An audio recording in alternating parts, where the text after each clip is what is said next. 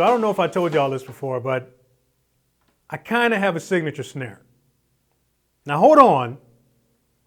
Before you start slapping me around for not telling you where you can buy it, let me explain.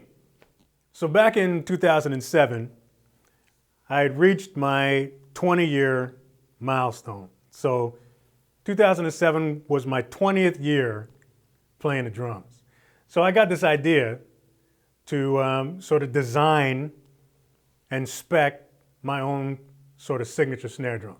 So from playing a bunch of different snares over the years, I kind of gathered all of the favorite things that I loved about snares, and I kind of wanted to design my own. So I wrote all of my specs down on a sheet of paper. Everything, from the number of plies, what I wanted to look like, the types of lugs that I wanted on it, everything. So just so happened that a good friend of mine, shout out to Nathan McLaren, good friend of mine was building snares at the time. He was building drums in general. He's a world champion snare drummer guy. And he started getting into the drum building business. So for a couple of years, he was making his own drums. And I kind of approached him with my idea and my spec sheet. And the two of us just kind of put our heads together. And I asked him, hey, would you like to build my snare? So he took all of my specs, and then over a course of, I can't even remember how long it was probably a couple of months, he did it. He built me my dream snare drum. So let me walk you through the exact specs of my signature snare. So we'll start with the size. This is a 14 by 6 shell.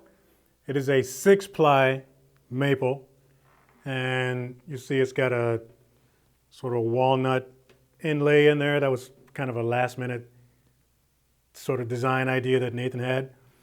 But yeah, I went with a 14 by 6. I actually wanted a 4-ply shell because there's a DVD that I used to watch all the time, Mike Stern live in Paris at the New Morning. And Dennis Chambers is playing with him. And he was playing his signature snare, and I just friggin' fell in love with that sound. But that snare was a 4-ply maple. We couldn't get our hands on a 4-ply, so we ended up going with a 6. No big deal.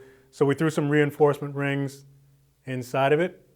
But the thinner shell just sort of produces a little bit of a warmer tone, and like the crack is just ridiculous on this thing. So yeah, so the original snare actually came with matching wood hoops, and I still have them here. But lately, you know, when I'm using it these days, I threw a die-cast hoop on the top of it just to add to the crack. I'm more of a rim shot player. I play a lot of rim shots, and it's also, I did it for just durability, because you know the snare gets thrown around a lot. So I just threw a die-cast hoop on the top and a flanged hoop on the bottom. So let me show you some of the design cues on this snare.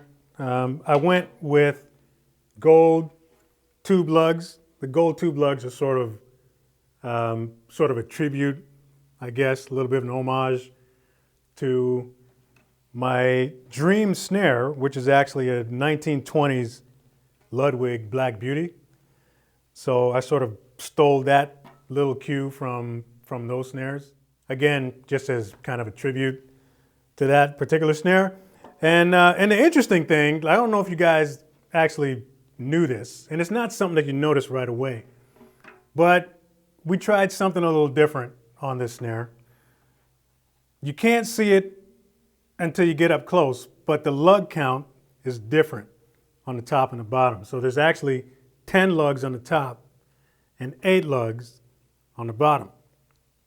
As far as I know, man, I can't confirm this, but I think I'm actually the first one to do this. I haven't actually seen a snare back then. This is like 10, 11 years ago.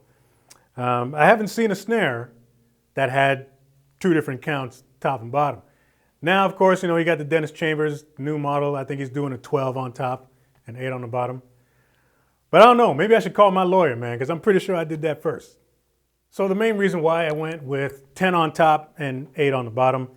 10 on the top because of tuning range, I guess. With 10 lugs, you kind of increase the tuning range a little bit more, especially on the higher end. With 10 lugs, you can really crank that thing up. And then 8 lugs on the bottom, you can crank that bottom head without really worrying about over tightening the thing. So at least, that was my reason behind it at the time. But I honestly really just wanted to do something different. So Nathan was also doing this really cool thing with wooden badges. Like, I've never seen wooden badges on a snare before I saw a lot of the ones that he was doing. So I said, dude, like, we got to get some wooden badges on this thing. So he made 2 of them. He made one that had my name on it, and also, of course, his logo. And then the other one has my sort of little stickman logo engraved on it, which I thought was super cool. And then that walnut inlay just sort of sets off the look for me, and it just kind of ties everything together. And yeah, it just, when he was finished with the thing and he showed it to me, I was like, dude, you nailed it. We also stained the inside of the shell in like a dark stain to sort of match the outer walnut color. So yeah, overall, man, it looks really hot. Now originally I wanted to get the Dunnett swivel throw off on there, but we couldn't get our hands on one on the time. I think he tried to order one and it was taking forever. So we ended up putting an SR1000 Pearl sort of slide lock throw off on there, which I was a big fan of anyways. I just like the locking mechanism and all that kind of thing. So we threw one of those on there, and I ended up putting Pure Sound equalizer snare wires underneath it. So yeah, the thinner shell produces, again, a bit of a warmer tone. As far as the EQ range, I guess being thinner and warmer, it kind of also puts it in a little bit of the mid kind of area as far as sound characteristic. So this kind of thing sits really nicely in almost any mix in a lot of different tuning ranges. So yeah, this is a super versatile snare drum, man. Like, the 14x6 is the perfect size for almost any situation. It really kind of takes advantage of all the tuning ranges that you might want in different situations. So let me just play this snare for you in all 3 ranges so you can get an idea of what it sounds like.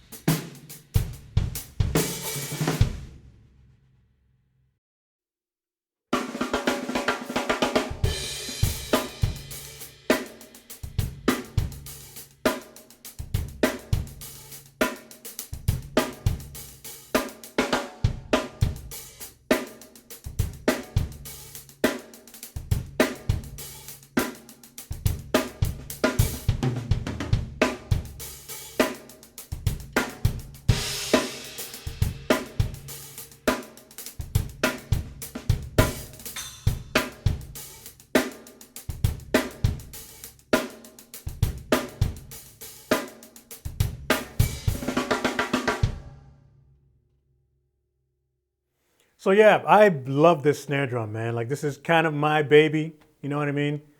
I was a little bit kind of worried maybe while he was building it, because you don't know, like when you give him all the specs, you don't know what it's gonna turn out like, you don't know what it's gonna sound like.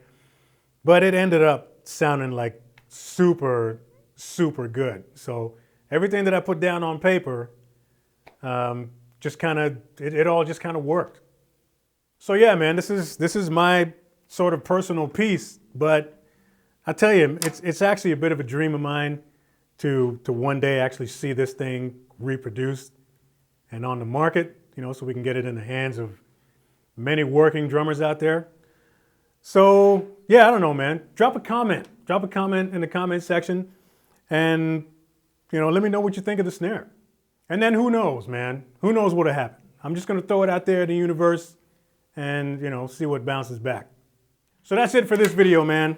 Thanks for watching. Thanks for checking out my snare. Share this video if you dig it, of course. Hit that notification bell so you know when the next video is coming out. Like, subscribe. See you in the next one.